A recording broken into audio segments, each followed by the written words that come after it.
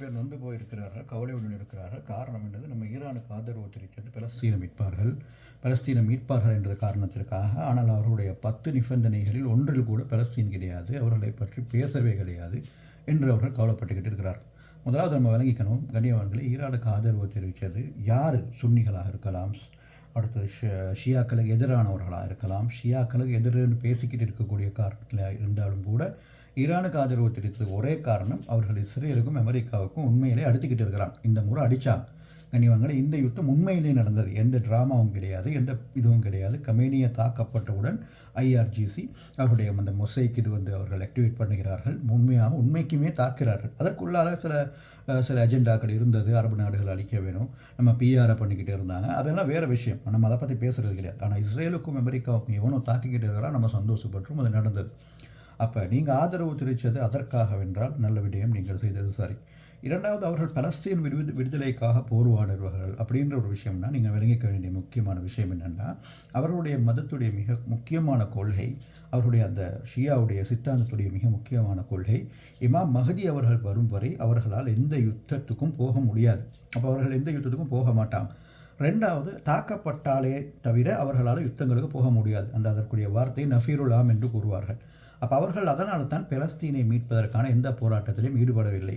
அப்போ எப்பெல்லாம் பலஸ்தீனுக்காக ஈரான் தாக்கினான் கதை வருதோ அந்த கதையெல்லாம் பாருங்கள், அதுக்கு பின்னால் ஈரான் தாக்கப்பட்டிருக்கும். அப்போ அதற்கு அவர்களுடைய மதத்தில் அவர்களுக்கு அனுமதி உண்டு, அவர்கள் தாக்கப்பட்டால் திரும்ப தாக்கலாம்.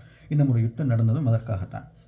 மூன்றாவது, எப்போவுமே ஈரானிடமிருந்து நம்ம PR படிச்சுக்க வேண்டியிருக்குது. மார்க்கெட்டிங் கோர்ஸ்கள் செய்பவர்கள் கட்டாயம் ஈரானிடமிருந்தும் நம்ம இந்த மார்க்கெட்டிங்காக நம்ம படிச்சுக்கணும். எப்படி AI வச்சு மார்க்கெட்டிங் பண்ணுறது, லெகோ வச்சு மார்க்கெட்டிங் பண்ணுறது, எப்படி அடுத்தவர்களை டானிஷ் பண்ணுறது, எப்படி அரபு நாடுகளில் மிக முக்கிய நாடான கத்தார், அதாவது நடுநிலையில் இருக்கக்கூடிய கத்தாரை அவர்கள் அப்படியே கேவலமாகப்படுத்துறது.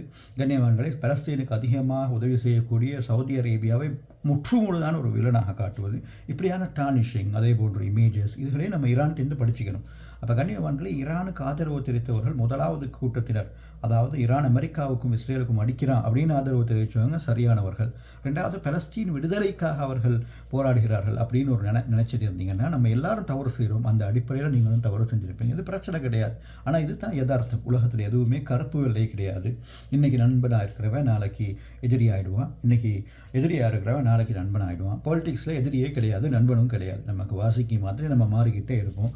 கண்ணியவான்களை, இந்த விஷயம் எல்லாருக்கும் தெரியும்னா நம்ம இன்னும் ஓட் போட்டுக்கிட்டு இருக்கிறோம். மறந்து ஒவ்வொரு முறையும் மக்கள் நம்முடைய கெட்ட தலைவர்கள் நம்ம ஓட் போட்டுக்கிட்டு இருக்கோம். இது எல்லாருக்கும் தெரிஞ்ச விஷயம் கிடையாது, தெரிய போகிறதும் கிடையாது. அப்போ கண்ணியவான்களை, சில சமயங்களில் நம்ம தவறு செய்கிறோம், அதை நம்ம ஏற்றுக்கிறோம். அதே நேரத்தில் நம்ம கொடுத்த அந்த ஆதரவில் எந்த பிரியும் கிடையாது, நம்ம செய்தது வாக்களில் பிரியும் கிடையாது என்றால் இந்த முறையில் உண்மைக்குமே யுத்தம் நடந்தது, உண்மையான சில விஷயங்கள் நடந்தது.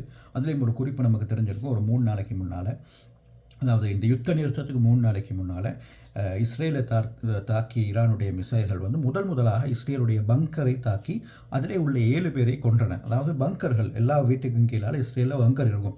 அதுலேயும் ஒரு விஷயம் இருக்குது, என்னென்னா எங்கெல்லாம் பங்கர் இருக்குதோ அந்த பங்கருக்குள்ளுக்கு இஸ்ரேலியர்களை மட்டும்தான் விடுவாங்க. அங்கே வேலை செய்யக்கூடிய பிலிப்பினோஸ் இருக்கிறாங்க, இலங்கையர்கள் இருக்கிறாங்க, அங்கே வேலை செய்யக்கூடிய தாய்லாந்தீஸ் பீப்புள் இருக்கிறாங்க. கனிவாங்க, இவர்களை யாரையுமே விடமாட்டான். அவள் எப்பயுமே இஸ்ரேலிஸை மட்டும்தான் பங்கரில் விடுவான். அந்த அளவுக்கு அப்பாத்தி இருக்குது. அப்போ கண்ணியவான்களே, அப்படி இருக்கும் பொழுது அந்த பங்கரில் போய் அவன் சேஃபாக இருந்துக்கிடுவான். இப்போ மிசைல் வருதோ, அப்போ மிசைல் வரும்பொழுது ஏற்கனவே தெரியும் பெலிஸ்டிக் தான் வருது, அப்போ தூரத்துலேருந்து என்ன செய்யலாம், நம்மளால் அதை கண்டுக்கலாம். அப்போ கண்ணியவான்களே, அவங்க நேரம் கிடைக்கும், ஒரு 10 நிமிஷம் கிடைக்கும். அப்போ கண்ணியவான்களே, அதுக்குள்ளால் ஓடி போய் பங்கரில் செஞ்சுருவாங்க. பப்ளிக்கான பங்கர் உண்டு, எல்லா வீட்டுக்கும் கீழால் பங்கர் உண்டு. அப்போ டூம்ஸ்டே பங்கர்னு சொல்லுவோம் இல்லையா, அந்த மாதிரி. அப்போ கண்ணியவான்கள், இந்த பங்கர்கள் இருக்கிறதால தான் அவர்களுடைய அந்த உயிரிழப்புகள் குறையும். அது பொதுவாகவே இஸ்ரேல் உயிரிழப்புகளை குறைவாகத்தான் காட்டுவார்கள். இப்போ கண்ணியவான்களே, என்ன நடந்தது? இந்த சீஸ்ஃபயருக்கு ஒரு 3 நாளைக்கு முன்னால் முதலாக ஒரு பங்கரை தாக்கி என்ன செய்தார்கள்? ஈரானுடைய மிசைல், அல்லாஹ் சுப்ஹானஹு வ தஆலா அதனை இஸ்லாத்துடைய எதிரிகளுக்கு எதிராக பலப்படுத்தட்டும். என்ன செஞ்சாங்க? அந்த மிசைல் அப்படியே ஒரு வீட்டை தாக்கி அந்த பங்கரையும் தாண்டி அந்த பங்கரில் இருந்து 7 பேர் சாகுறாங்க. கண்ணியவான்களை, நெட்டன்யாவுக்கு புரியுது, இஸ்ரேலிய மக்களுக்கு புரியுது, இது விளையாட்டு கிடையாது. வளமை போன்று நமக்கு வரக்கூடிய இந்த பொருளாதார அழிவுகள் மாத்திரம் கிடையாது. ஏன்னா பொருளாதார அழிவு வந்துச்சுன்னா இஸ்ரேலுக்கு யாருக்கு அவர் பண்ணிடுவான்?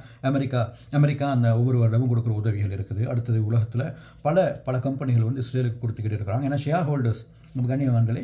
அப்போ எப்படி இருக்கும் பொழுது இந்த முறை அவர்களுக்கு சீரியஸாக பிரச்சனை வருது, விளங்கிக்கிறாங்க. நம்ம என்ன செய்கிறோம், கொஞ்சம் நிப்பாட்டணும், நம்ம யோசிக்கணும், நம்ம என்ன செய்யறதுன்னு நம்ம ஏதோ தவறு செஞ்சுக்கிட்டு இருக்கிறோம், உயிர் போகுது. ஏன்னா நம்மளால் புதிய ஆட்களை உருவாக்க முடியாது, வீக் அதிகமானவங்க கண்ணியவான்களே. நம்மளால் அதே நேரத்தில் புதிய மக்கள் வந்து அதாவது யூத மதத்தை தழுவவும் முடியாது, அவர்களுக்கு அனுமதி கிடையாது, பியோர் பிளட்டாக இருக்கணும் அப்படின்னு ஒன்று இருக்குது. அப்போ கண்ணியவான்களை இந்த அடிப்படையை வச்சு தான் இந்த யுத்தம் நடக்குது. ஆகவே நம்ம பலஸ்தீன விடுதலைக்காக போராடுவோம். எப்பயாவது ஒரு நாளைக்கு உண்மையான முறையில் பலஸ்தீன் விடுதலையாகும். அப்போ அந்த நாள் வரைக்கும் நாங்கள் போராடிக்கிட்டு இருப்போம். நம்ம என்னென்ன முறையால் நம்மளால் முடியுமோ பாய்காட் பண்ணுறதா இருக்கட்டும், கண்ணியவான்கள் இதை பற்றி மக்களுக்கு தெளிவுபடுத்துகிறதா இருக்கலாம். இந்த ஈரான் யுத்தத்தில் தெரியும் நமக்கு எத்தனையோ மக்கள் ஈரானுக்கு ஆதரவு தெரிவிக்கிறார். முஸ்லீம்கள் கிடையாது, முஸ்லீம்கள் இல்லாத எத்தனையோ மக்களும் ஆதரவு தெரிவிக்கிறார். காரணம் வந்து அமெரிக்காவும் இஸ்ரேலும் செய்யக்கூடிய அட்டுழியம் எல்லாருக்கும் தெரியும். எப்படி தெரியும்? நம்ம இந்த ஃபேஸ்புக்கிலலாம் போஸ்ட் போடுறோம் இல்லையா, நம்ம இன்ஸ்டாகிராமில் போஸ்ட் போடுறோம் இல்லையா, நம்ம வாட்ஸ்அப்பில் போடுறோம் இல்லையா, எல்லாரும் பார்த்து கிரிஞ்சுன்னு சொல்கிறாங்க இல்லையா, அதை வச்சு தான் தெரியும் கண்ணியவான்களே. ஒவ்வொருத்தருடைய முயற்சிக்கும் அல்லாஹ் சுப்ஹானஹு வ தஆலா கூலி தருவான். அப்போ நம்ம என்ன செய்கிறது, நம்மளால் முடிஞ்சதை நம்ம செய்கிறது. அல்லாஹ் சுப்ஹானஹு வ தஆலா நம்ம அனைவரையும் கபூல் செய்வான். அல்லாஹ் நம்முடைய உலகம் எங்கெல்லாம் கஷ்டப்பட்டு இருக்கிறாங்களோ முஸ்லீம்கள் அவர்கள் எல்லாருக்கும் அல்லாஹ் சுப்ஹானஹு வ தஆலா வெடிவை கொடுப்பான்.